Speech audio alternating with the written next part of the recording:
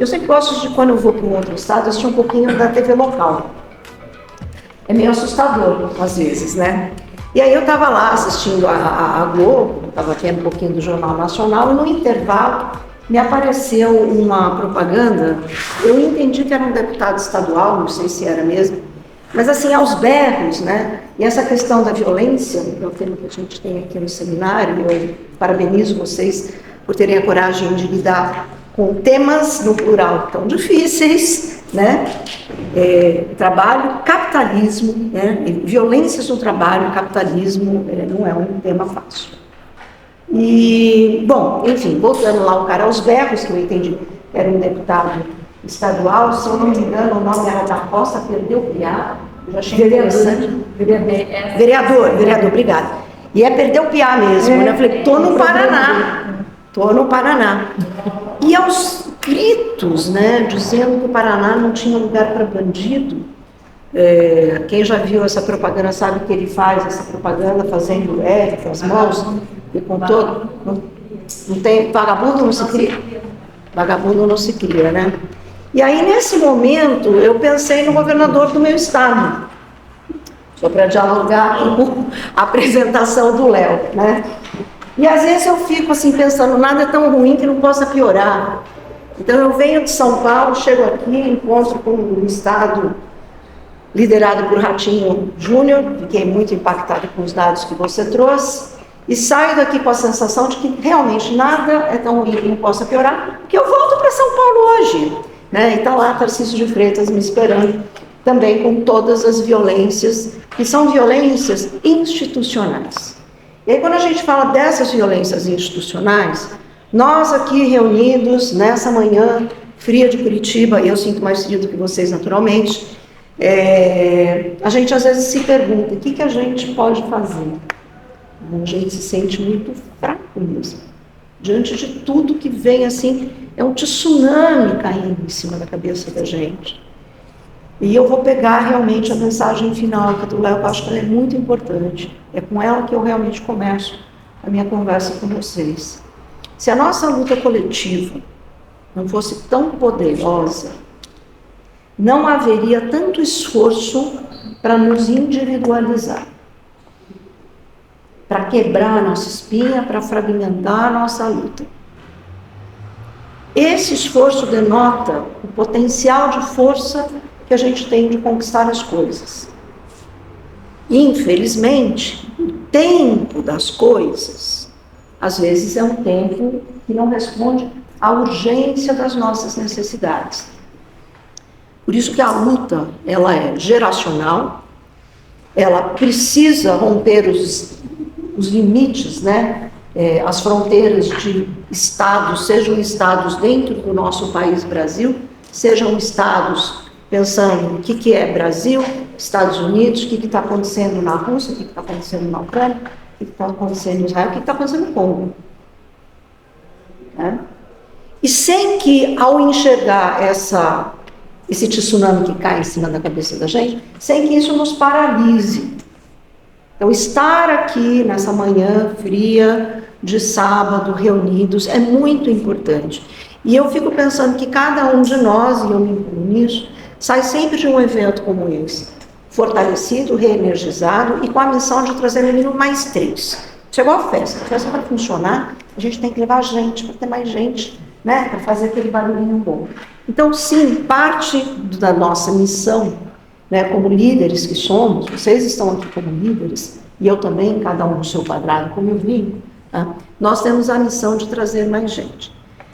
Uma das formas de trazer mais gente, no meu caso, como professora e pesquisadora, reunir equipes, fazer pesquisa na Unicamp, no nosso departamento, não por acaso é o Departamento de Saúde Coletiva.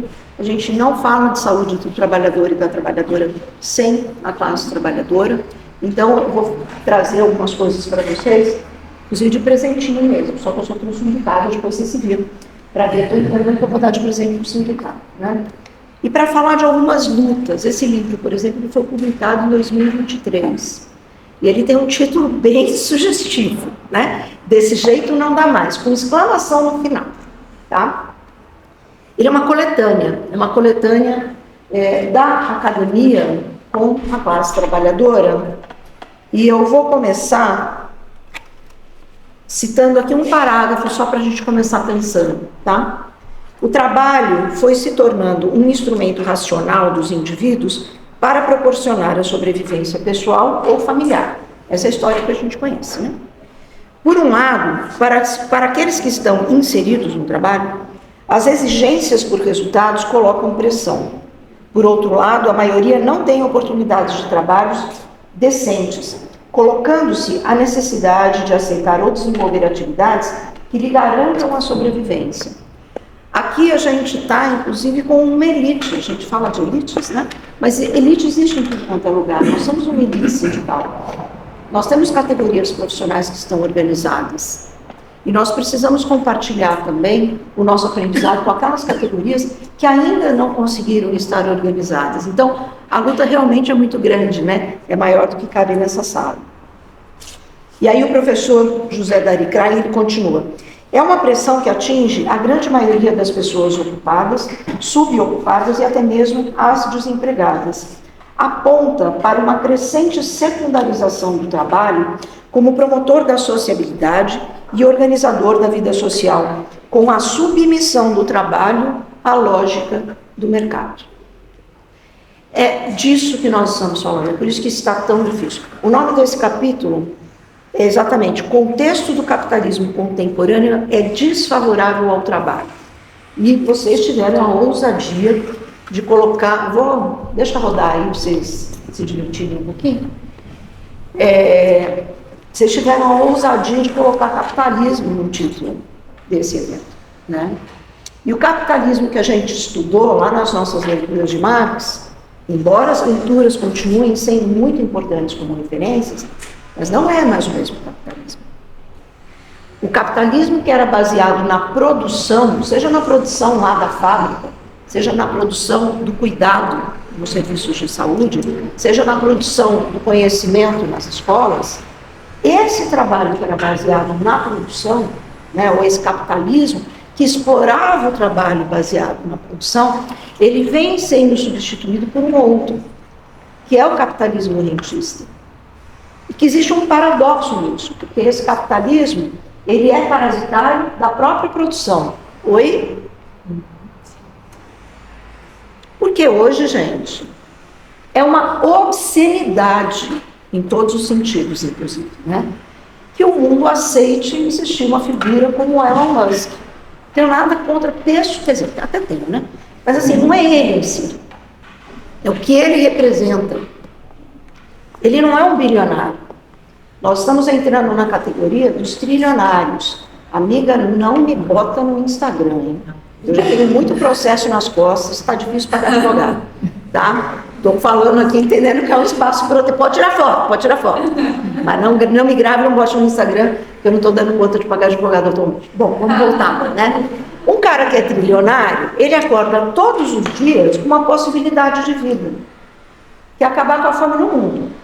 Se a gente juntar todo mundo que pertence ao clubinho do Elon Musk, a gente acaba com a fome no mundo, com a pobreza mais do que a fome. 20 vezes, 19 para ser mais precisa. Nem precisava de tanto mundo assim, um só bastava. Tá? Mas essas pessoas acordam todo dia com essa possibilidade e fazem uma escolha de não, de explorar ainda mais, de forma parasitária, inclusive, porque não estão só explorando a força de trabalho de cada um de nós. Eles estão explorando a forma de maximizar esses ganhos através do tal do capitalismo rentista, que é ganhar dinheiro em cima do dinheiro. Em última análise, esse dinheiro em cima do dinheiro, claro que precisa de um produto, de uma produção, mas é tão parasitário, e a gente sente isso porque nós somos vítimas desse parasitismo. É tão parasitário que chega uma hora que você mata uma instituição. E essa lógica que o Léo trouxe, né, de uma empresa que vai se juntando com a outra, não é só para maximizar os lucros. Fundamentalmente é isso. mas é também para reduzir os riscos de perdas.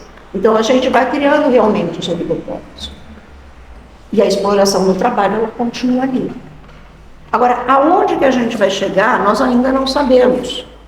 Nós estamos às vésperas, daqui a 2 semanas está acontecendo a 5ª Conferência Nacional de Saúde do Trabalhador e da Trabalhadora. Tenho certeza que vocês estão acompanhando, participaram nas suas categorias, talvez de conferências livres ou de conferências municipais, regionais e macro-regionais. Né? Eu estou atualmente na Comissão Nacional de Relatoria, então a gente vem acompanhando. Só de conferências livres no Brasil foram 54 que se realizaram, né? Nós tivemos mais de 100 inscritas, mas 54 que se realizaram. E o relatório consolidado estava publicado para consulta pública, né? Já foi recolhido, vai ser publicado agora o Relatório Nacional Consolidado ERMC, que é o caderno de propostas que vai daqui a 2 semanas para a conferência. Então é importante que a gente vá se apropriando dessa coisa, quando a gente fala, por exemplo, qual é o papel do sindicato. É fortalecer a luta coletiva, não estou aqui para dizer qual é o papel dos sindicatos, né? Mas deixo aqui algumas reflexões para a gente. O fortalecimento dessa luta coletiva, a compreensão de como é que a gente se insere nessa nova onda de um capitalismo rentista que tende a parasitar e quase acabar com o próprio capitalismo de produção, que é aquele que a gente conhece. O que a gente pode fazer individualmente, né, e continuar sendo feliz, porque a gente nasceu para viver e ser feliz, né? E como é que a gente pode se juntar com pessoas que não são necessariamente somente da nossa categoria profissional. Até porque a luta sindical, ela vem sendo atacada também por ser potente, né, na fragmentação, não só das categorias profissionais, mas na fragmentação dos vínculos. Então, se dentro de uma indústria, a gente tinha, por exemplo, toda uma indústria, um exemplo mais didático, por favor, vocês me perdoem, tá? Mas se dentro de uma indústria, todo mundo que trabalhava debaixo daquele telhado, né, há 40 anos estava debaixo do mesmo sindicato, hoje, debaixo desse mesmo teto, primeiro que tem 20% do que tinha há 40 anos trabalhando. E esses 20% que existem são empresas terceirizadas e quarteirizadas. Porque isso tudo está sendo construído, olha o que eu estou falando, isso tudo está sendo construído, socialmente construído, para nos fragilizar. A lei da terceirização que vem, gente, onde é que já se viu, né? Um país que a gente não podia terceirizar a atividade fim, só poderia, em teoria, terceirizar a atividade meio, a gente hoje pode terceirizar tudo. É uma escola que pode terceirizar professor. E isso tem previsão legal.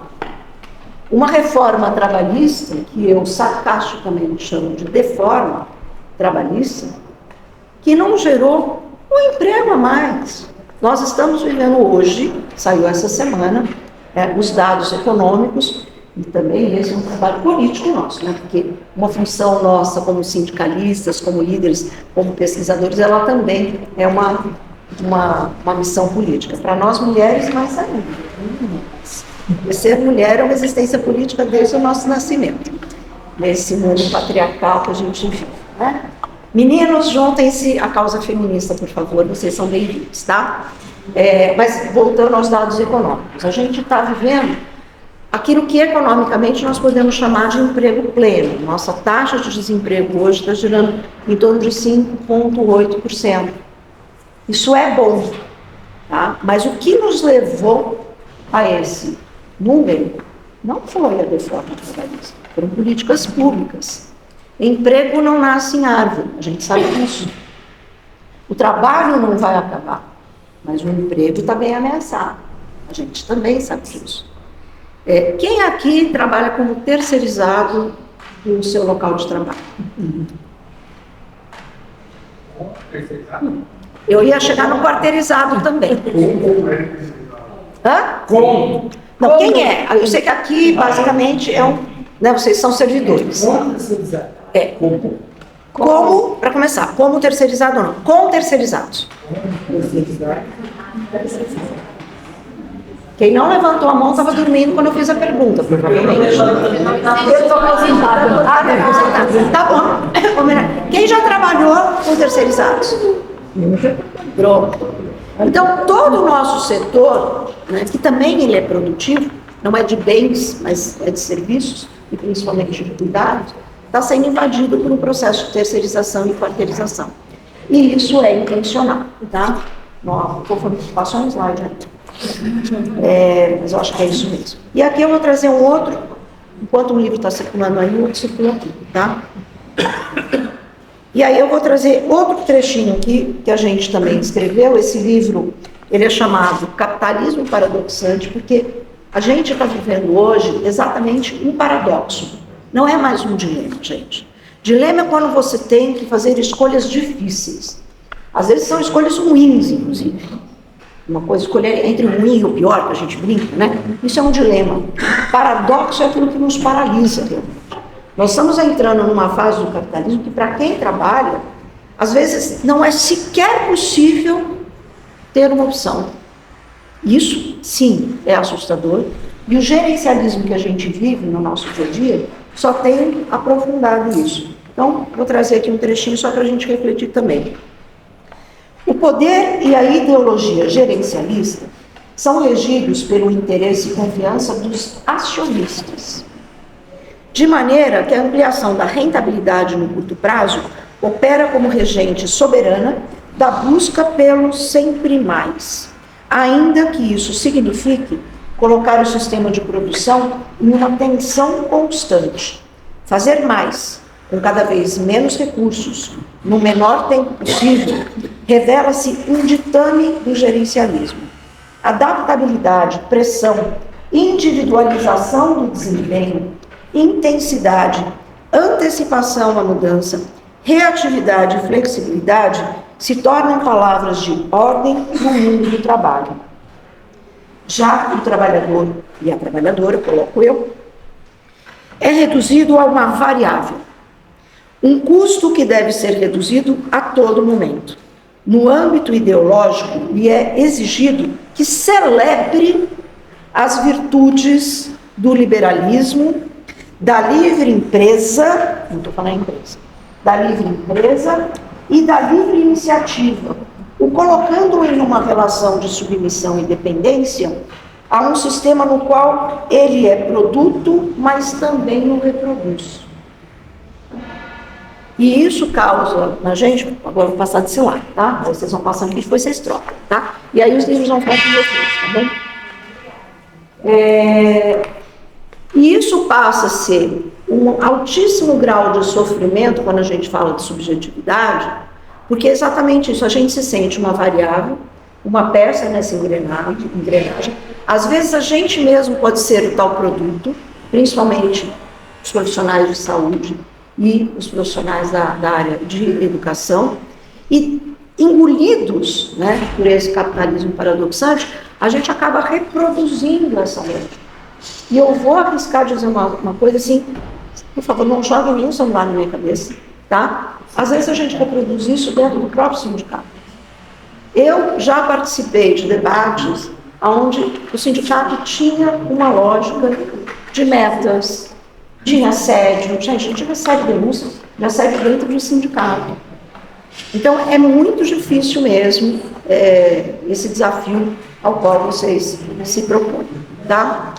Bom, eu vou pedir a sua ajuda para a gente passar muito rapidamente algumas coisas, que, como eu falei, eu vou deixar essa apresentação aqui para vocês, tem muitas referências, mas eu quero sempre compartilhar um pouco dos estudos que a gente tem feito para realmente estimular o debate nos 20 minutinhos que a gente ainda tem.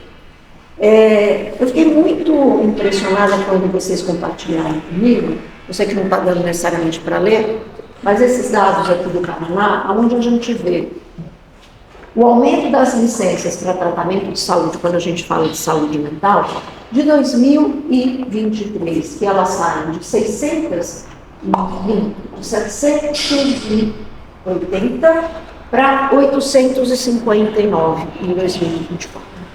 Isso é só servidor do Estado do Paraná. Só servidores do Estado, só servidores da saúde, e a gente tem em torno de 6 mil servidores ativos hoje. Então é um número muito grande. Em algum slide eu vou mostrar isso, mas eu já vou antecipar até para comparar, né?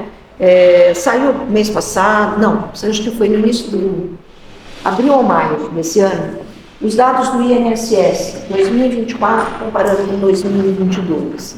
E aí eles fizeram uma coisa que eu particularmente acho interessante, que é juntar o que é benefício por afastamento acidentário e previdenciário, ou seja, aquele que é reconhecido como relacionado ao trabalho e não reconhecido como relacionado ao trabalho. A gente está falando de quase 500 mil por ano, 472 mil para ser mais exato. Tá? Isso, lembrando, é só trabalhador segurado. Ou seja, todo mundo que não tem vínculo com o INSS não está aí. E é só regime próprio, só regime geral. Quem é regime próprio também não está nesse número. Então, não é 500 mil, é muito mais, tá? Mas só pegando esse dado como um referencial para a gente, isso representa um aumento em 2 anos de 134%. Então, meu amigo e minha amiga, se você está sofrendo, você não está só. Né? E por que esse número aumenta tanto? Claro que a gente sabe que, de um lado, tem a redução do estigma. Em tempos passados, existia muito adoecimento mental, que não é que vinha disfarçado de lerdose, tá? Mas que acabava se apresentando como lerdose, porque o estigma é menor. Né? Afinal, quando eu estou falando de um adoecimento musculoesquelético, eu consigo ver com algum grau numa ressonância magnética. Então, eu dou uma objetividade para aquilo. Mas quem sente dor o dia inteiro, todo dia, sofre. Então, não existe caso de lerdose que não tenha um componente de saúde mental. Então, a gente vê que vai havendo uma mudança nesse parâmetro. Então, de um lado, a gente pode, não vou dizer celebrar, né, mas ver com um pouco mais de alívio o quanto que o estigma tem diminuído. Isso é bom, porque falar é importante. Um pouquinho antes de entrar, a gente estava discutindo a delicadeza de falar, por exemplo, de suicídio. Nós temos alguns estudos de suicídio que eu vou mostrar para vocês. É melhor falar do que não falar, tá? Mas é difícil falar. Então, saber como abordar esse tema também é muito delicado. E vocês, como lideranças, tenho certeza que encontram casos no seu dia a dia. Espero que a gente tenha oportunidade de falar. Então, aí eu fui trazendo, né, vamos passar tudo isso. Isso é definição, direito ao trabalho, segurança psicológica, tudo isso vai ficar com vocês, tá? Aqui o dado que eu apresentei, vou parar aqui só um pouquinho, porque entre aqueles casos que são considerados relacionados ao trabalho, os 472 mil que eu mencionei em 24, a maior parte deles, quase 1/3, é reação por estresse. Por que isso aparece mais? Porque é mais fácil de identificar. Quando eu tenho um bancário, né, que foi sequestrado, teve sua família sequestrada e desenvolve um transtorno de estresse pós-traumático, é mais fácil identificar isso como sendo relacionado ao trabalho. Seguido de ansiedade, de episódios depressivos e de depressão recorrente. Já os afastamentos, que são chamados gerais, o que predomina é a depressão, a ansiedade na sequência e volta a depressão recorrente. E aqui eu quero chamar a atenção de uma coisa, já são dados que chamam a nossa atenção. Né? Mas isso aqui é só afastamento por mais de 15 dias. O que não é INSS não está aí, e aquilo que provoca sofrimento e reduz a nossa capacidade, não só de trabalho, mas de ser feliz na vida, não está aqui.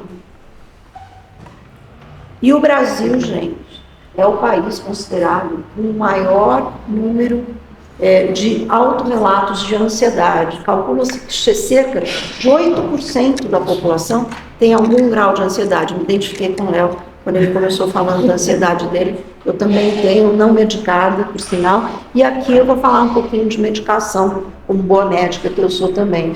Também somos um país com maior consumo quantitativo de clonazepam, famoso Rivotril, que vira também piadinha, né, no dia a dia da gente. Em alguns setores, eu também fazendo debates assim, vem referências do tipo assim, cara, tive uma reunião péssima esqueci o meu Rivotril em casa, isso na salinha do café, né? Ao que o outro abre logo a carteira e fala assim, pega aqui o meu, né? Amanhã você me repõe. E seria engraçado se não fosse realmente um relato de uma situação real que a gente viveu. E isso vai mostrando outros problemas que são mais complexos para a gente lidar. Que além da individualização do trabalho, a gente vai na saúde mental, na medicina, né, na mesma vibe dos psiquiatras. Quer dizer o seguinte, o problema é seu, o transtorno mental é seu.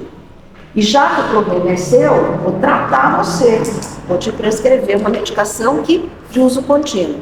Aí outra piada para a gente chorar, né? Chorar, rir de nervoso e chorar por causa da realidade. E eu conto essa piada porque ela me foi contada por um próprio psiquiatra, os psiquiatras, entre eles dizem que a humanidade se divide em dois tipos. Aquela que já é cliente do psiquiatra e aquela que será.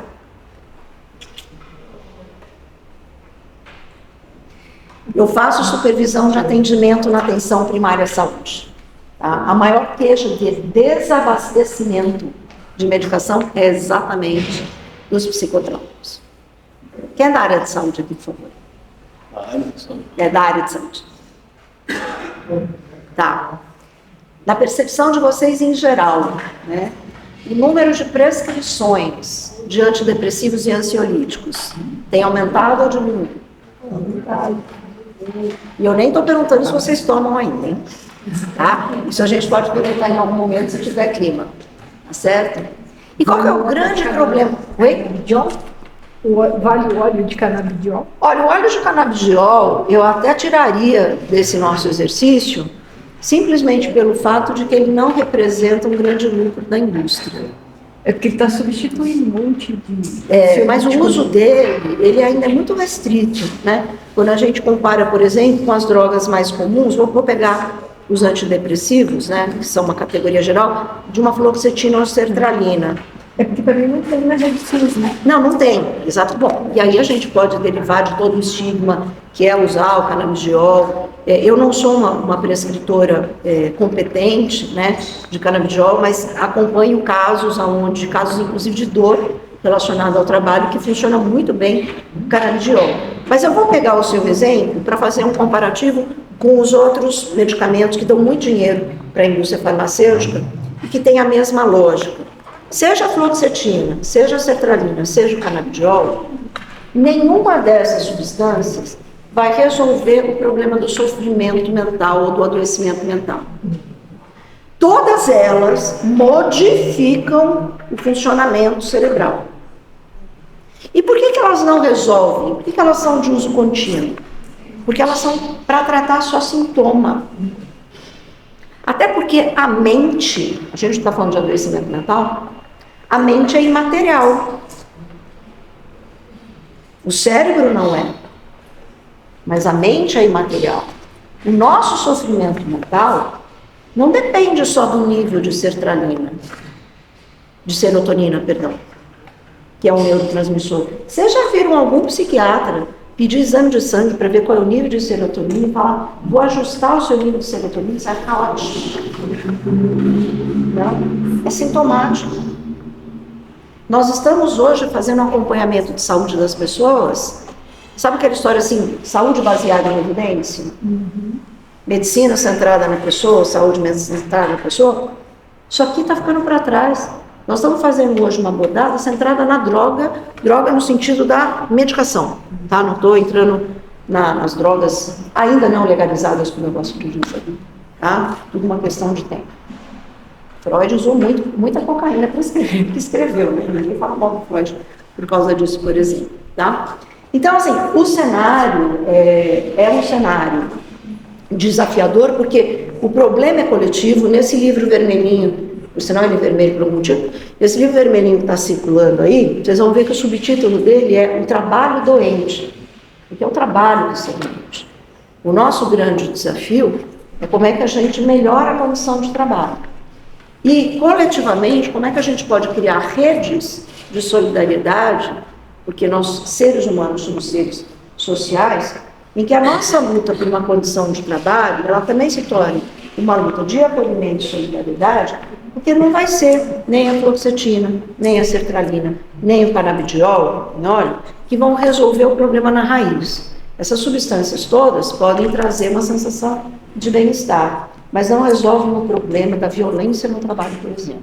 Se a gente não for lá e não agir nessa raiz, a gente vai continuar prescrevendo. E quando eu continuo prescrevendo, uma pessoa que vai com uma receita de controle social na farmácia, o que ela tem que apresentar para comprar o remedinho que foi prescrito? Sua carteira de identidade, né? Sua carteira de habilitação. E aí eu estou reforçando essa individualização, é você que está doente, não é o seu trabalho. Não é disso que se trata, a gente sabe, intuitivamente a gente sabe. É o nosso trabalho que nos adoece. E é esse trabalho que tem que ser fruto da nossa luta. Não é fácil. Indo para alguns números, a gente tem lá na Unicamp um laboratório de pesquisa, só para dizer de onde saem essas coisas. Amanda, me ajuda aí. A gente faz eventos, esses 2 eventos que foram com o Ministério Público do Trabalho foram feitos em 2022, eles estão disponíveis aqui no link, para quem quiser assistir também, podemos seguir. Os livros eu já falei, vamos embora. E aqui eu quero começar a mostrar alguns dos estudos, todos os estudos que nós produzimos, nós vamos colocar aqui os links para vocês poderem acessar e virarem material de discussão e de leitura. Então, nós estamos fazendo revisões de literatura, porque muito do que a gente usa como referência nossa, com todo o respeito ao DEJUS, naturalmente, mas a gente traz muita referência internacional para discutir os nossos casos. E aí a gente dedicou um braço do nosso laboratório para fazer pesquisa de estudo brasileiro. Nós fizemos estudo de depressão, de suicídios e, por exemplo, de transtorno de estresse pós-traumático. Tem pouca coisa, mas o que aparece no transtorno de estresse pós-traumático com a maior prevalência é bombeiro, em primeiro lugar, meio que natural, porque, enfim, é o profissional que vai lá na linha de frente de uma grande tragédia, seguido de trabalhador da saúde. Tá? Vamos seguindo, só para mostrar para vocês o que existe. Eu vou mostrar agora para vocês alguns dados de estudos que nós fizemos de suicídio. E, como eu falei, é melhor falar do que não falar. Mas falar dói. Então, eu vou dizer que eu vou para casa ainda hoje, mas eu fico aqui até o início da tarde. Se alguém quiser conversar comigo, se bater uma coisa meio esquisita, eu estou aqui até o início da tarde, fico à disposição. Tá bom? E lembrar que existem ajudas coletivas também, como trabalhos voluntários do CVV. A gente fez uma revisão, essa foi uma revisão maior, integrativa, sobre risco de suicídio, essa sim, abrangendo estudos internacionais, e mostrando o que está mais relacionado com a ideação suicida. Então, claro que nós não queremos resumir um estudo numa frase, mas dando uma ideia aqui para vocês.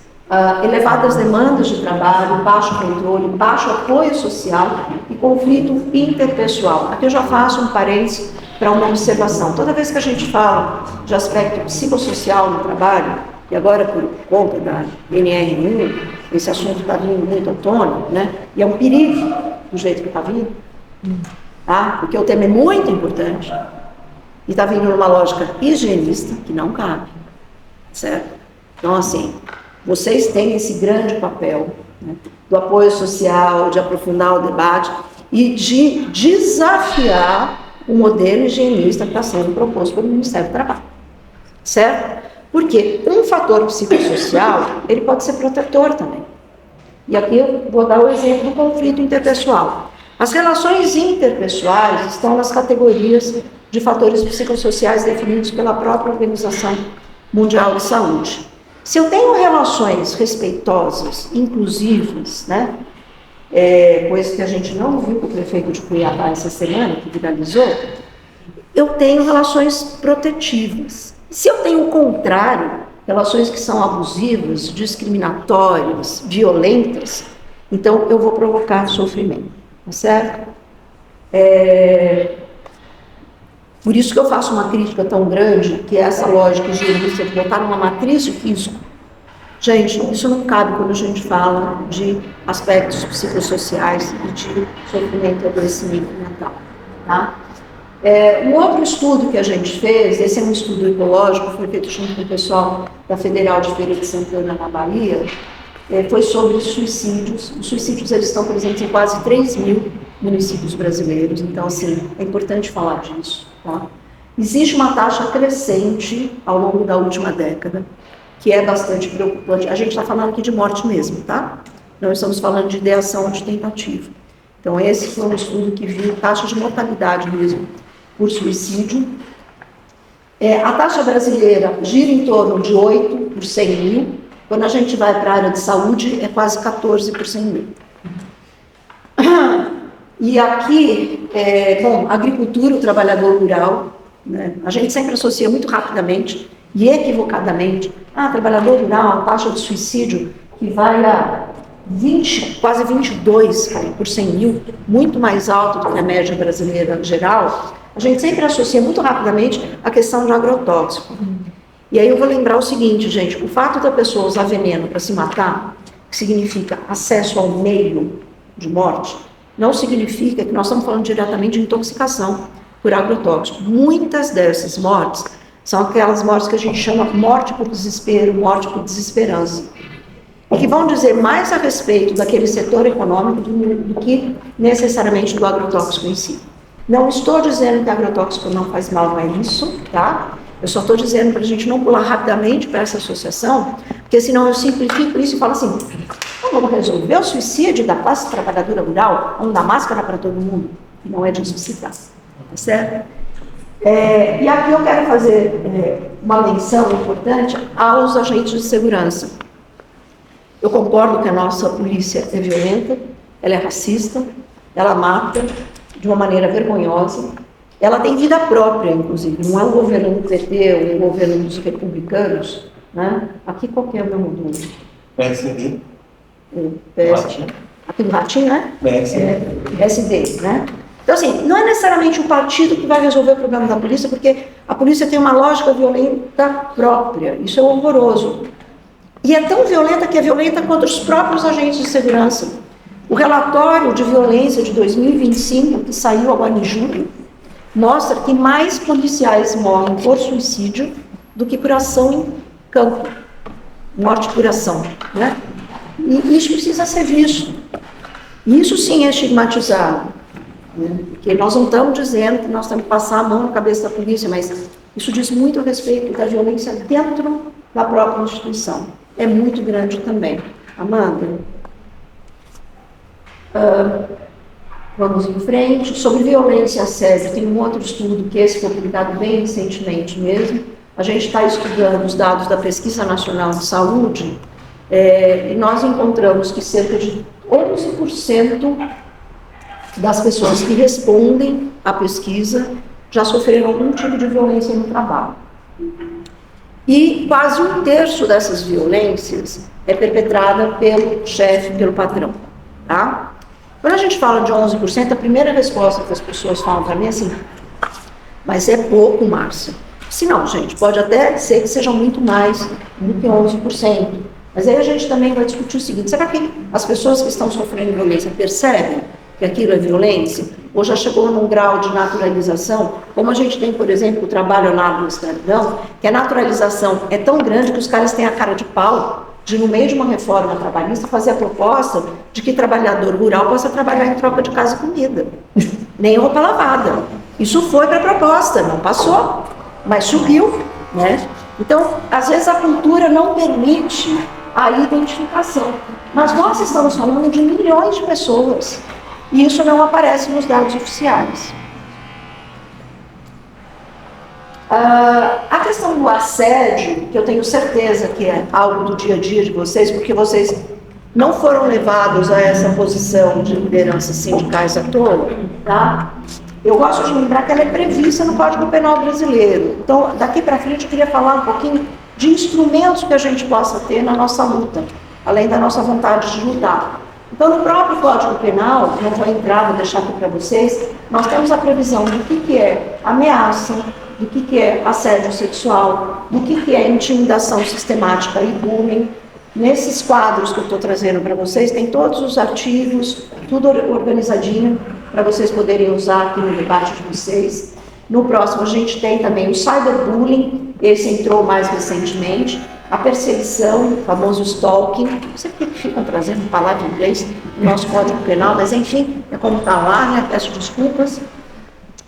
Tem um artigo específico para violência psicológica contra a mulher no Código Penal. A gente vai seguir.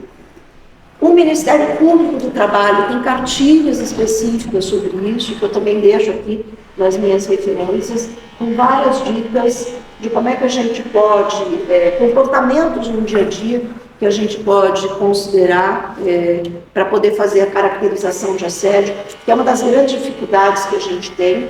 Né? Pode ir passando, são muitos. E aí eu vou fechar, porque o restante eu acho que a gente pode deixar para debaixo, porque é o seguinte. A Organização Mundial de Saúde, pelo menos desde o início da década de 80, então vamos combinar, está fazendo aí quase meio século já, vai? Que já discute os chamados fatores psicossociais no trabalho. O Brasil está bem atrasado nessa discussão, tá? Bem atrasado e, na minha opinião, por caminhos errados, está retomando essa discussão aqui. Por ocasião do impeachment da presidenta Dilma, e quando a gente tem o Michel Temer assumindo, foi feito um movimento da chamada modernização das normas regulamentadoras. Eles alijaram a NR17, que era da economia. Quem trabalha com economia deve ter visto que a NR17 ela empobreceu. Houve, então, uma discussão de se criar um grupo de estudo com participação sindical para ver o que a gente ia fazer com isso. Tá? Que foi um grupo de estudo e de trabalho, e depois de aproximadamente 2 ou 3 anos, né, a pandemia atravessou tudo, fez uma proposta de que a gente tivesse uma norma específica sobre fator psicossocial. Isso não passou. O que passou foi a incorporação dos fatores psicossociais dentro da chamada NR1. Né, e que ainda assim a gente tem toda uma discussão se está vigente, se não está. Existe um movimento empresarial muito forte, né, contra a NR, já que não deu para brecar. Então agora existe um outro movimento, que é, deixa eu fazer do meu jeito, que vocês já devem estar se apropriando disso também. E no meio disso tudo, o Ministério da Saúde, em 2023, republicou uma lista que era para ter sido publicada em 2020 e ela foi revogada pelo ministro da Saúde, Pazuello. Ela foi republicada em 2023 e ela é um instrumento importante da luta de vocês, porque ela traz pela primeira vez, no âmbito da saúde, uma lista dos fatores psicossociais que a gente precisa considerar. Eu não vou passar os slides porque tem muito texto, porque eu não quero assustar ninguém, o objetivo não é esse. Mas para dizer que eu deixei assim, receitinha de tudo que dá para ter aqui. E eu queria fazer um alerta, antes de ir para o debate. A gente vai poder ir para o debate? Sim, podemos discussões. Tá? E eu queria deixar um alerta, porque eu tenho observado com bastante preocupação o movimento empresarial, desde lá 2017 até agora, que vem realmente nesse movimento, tipo, não, fator psicossocial não dá para medir. Verdade, é verdade. Diferente de ruído, né? Ruído a gente vai lá, mede 87 decibéis, pronto, tem uma medida. Agora, o fato de você não ter uma medida concreta não significa que você não possa avaliar. Tá? O próprio Ministério Público coloca essas questões aqui. E aí eles vão nesse embalo de não dá para medir, não dá para fiscalizar, não tem instrumento brasileiro, mentira, tem sim. Tem vários instrumentos de avaliação coletiva, não existe nenhum instrumento de avaliação individual. Voltamos para o coletivo. Tá? Os instrumentos de avaliação coletiva mais usados no mundo já têm validação no Brasil. Então não é por falta de régua que a gente vai deixar de medir o problema, tá certo? Ainda que não seja no milímetro. E aí, mais recentemente, eu acho que foi em 2024, a deputada federal Maria Reis, que desculpa aqui o meu desabafo, não honra o sobrenome que tem, me solta um projeto de lei que foi aprovado em tempo recorde, de um tal de certificado de empresa promotora de saúde mental. Isso é um engodo tá? Que ainda não está valendo, porque falta regulamentar como é que seria esse certificado. E eu vou dizer que é um engodo, eu escrevi a respeito disso, preciso te mandar esse artigo. Esse é aqui. Porque esse projeto de lei da Maria Reis, ele está organizado com outro projeto de lei que está tramitando para isenção fiscal, pasmem, das empresas que investirem em saúde mental. Tá? E eu também não vou entrar nos detalhes, mas um dos pilares desse certificado de empresa promotora de saúde mental é transparência e contas. Me chamou muito a atenção, fiz essa cara, tipo, que porra é essa que eu não estou entendendo, né? E aí, quando eu descobri o PL falando de isenção fiscal, eu falei, agora eu entendo. Ele junta com CRE e vai dar jacaré nesse caso, tá certo? Então, gente, a luta não é pequena, ela não é curta e ela não é fácil, né? Se fosse, não estaríamos aqui nessa manhã de sábado frio, certo? Mas ela é possível de ser enfrentada.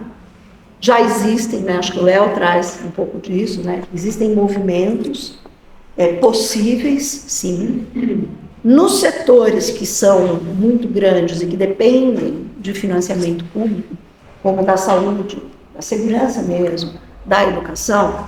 É claro que os conflitos de interesse se apresentam talvez de maneira até mais perversa. Dá para a gente a sensação de que a gente está perdendo essa luta o tempo inteiro por 7-1.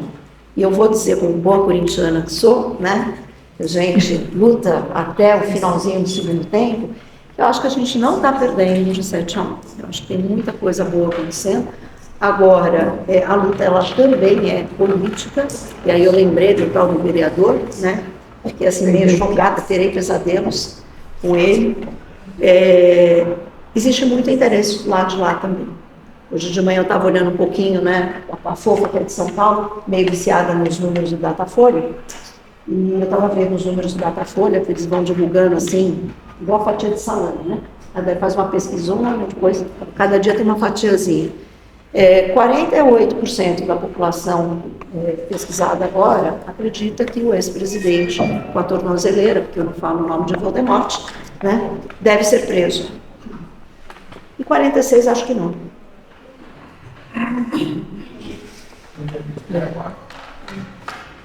É mais ou menos o resultado das últimas eleições.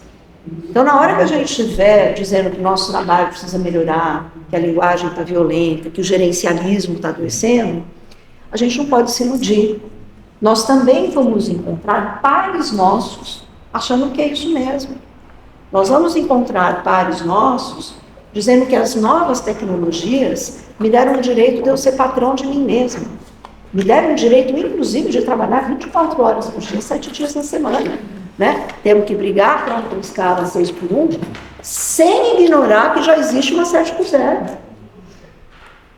Então, a nossa luta envolve, inclusive, respirar fundo e encontrar formas de estabelecer diálogo com quem não consegue enxergar que está reproduzindo esse capitalismo paradoxante, que é o que a gente discute aqui um pouquinho para vocês.